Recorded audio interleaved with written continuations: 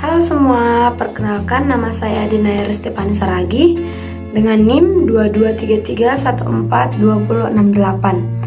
Baiklah, di sini saya akan menjelaskan tentang jenis-jenis paduan suara.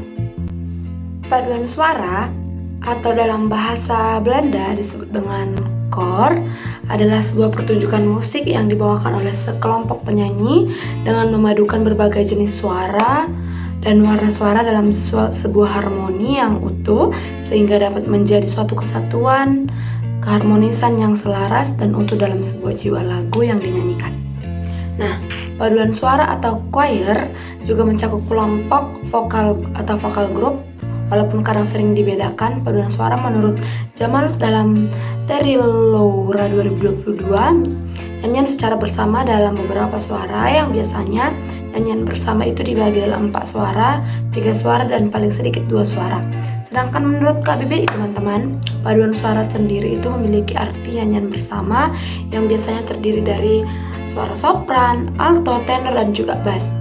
Paduan suara terdiri dari berbagai jenis, yaitu paduan suara campuran atau mixed choir, paduan suara pria atau male choir, paduan suara wanita atau female choir, paduan suara dewasa adult choir, paduan suara remaja youth choir, paduan suara anak-anak children choir, dan yang terakhir adalah chamber choir.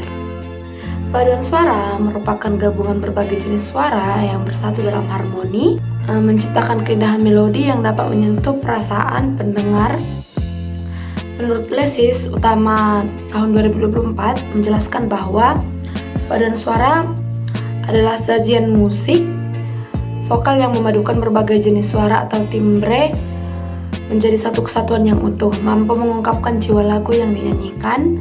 Paduan suara biasanya terdiri dari 4 bagian, yaitu sopran, alto, tenor, dan bass, dan umumnya dipimpin oleh seorang konduktor yang juga berperan sebagai pelatih. Sejalan dengan pendapat Lesis, Fortuna et al. 2023 menjelaskan paduan suara biasanya terdiri dari 10 orang karena adanya pembagian suara yaitu sopran, alto, tenor, dan bass.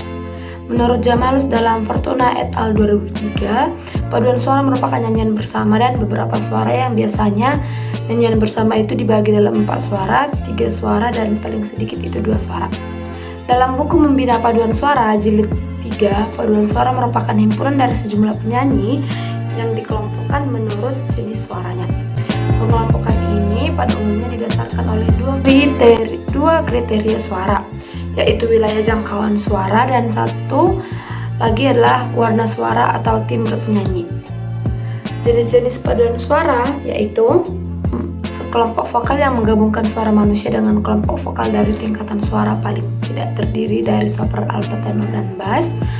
Dan paduan suara terdiri dari berbagai jenis, yaitu paduan suara campuran yang seperti yang saya jelaskan tadi, campuran, paduan suara wanita, pria, anak-anak, dan yang lain-lain.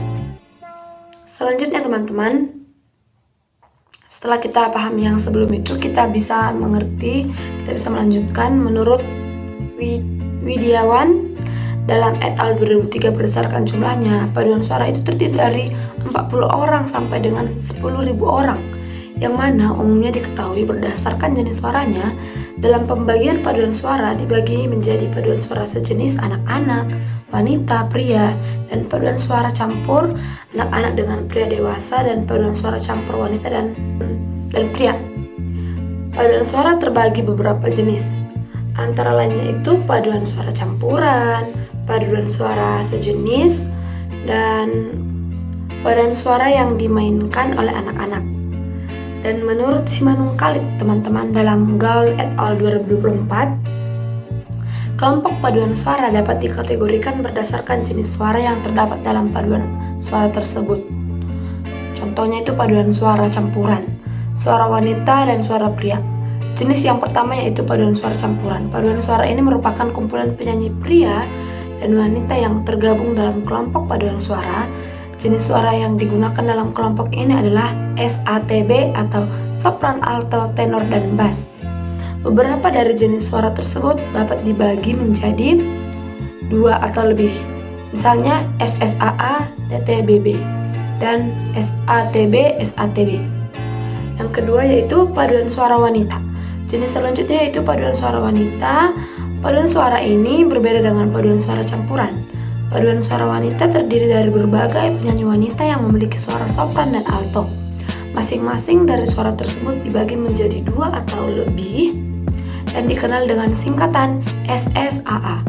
Bahkan beberapa dari jenis suara tersebut membentuk 3 paduan suara wanita, yaitu sopran, mezzosopran, dan alto yang disingkat dengan sebutan SMA. Berikutnya, paduan suara pria itu adalah paduan suara yang terdiri dari berbagai jenis suara pria yang dibagi menjadi tenor, bariton, dan bass atau TTBB.